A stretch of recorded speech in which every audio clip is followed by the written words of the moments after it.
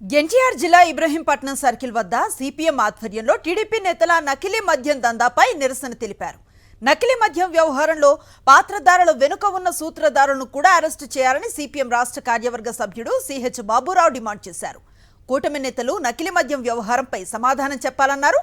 Belt షాపుల వ్యవహారంలో కూటమి ప్రభుత్వం కళ్లు మూసుకుందని విమర్శించారు. ఇబ్రహీంపట్నంలో గత 3 రోజులుగా మంచినీళ్లు అందించాలని కూటమి సర్కార్ నకిలీ మద్యాన్ని మాత్రం ఏరులై పారిస్తోందన్నారు.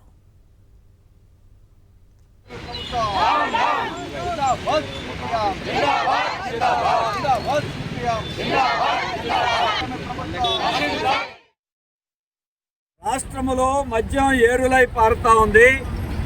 ఈ ప్రభుత్వం మద్యాన్ని దశల వారీగా అరికడతాం, తగ్గిస్తామని మాట చెప్పి అధికారంలోకి వచ్చి నమ్మక ద్రోహం చేసింది. ఇవాళ అన్నమయ్య జిల్లా తంబళ్లపల్లి మొదలుకొని ఎన్టీఆర్ జిల్లా మైలవరం నియోజకవర్గం ఇబ్రహీంపట్నం వరకు శాఖోపశాఖలుగా ఈ నకిలీ మద్యం పరిశ్రమలాగా విస్తరించింది. 100 కోట్ల రూపాయల వ్యాపారం జరుగుతూ ఉంది. ఇప్పుడు బట్టబయలైపోయింది. ఇందులో ప్రధాన పాత్రధారులు తెలుగుదేశం నేతలే.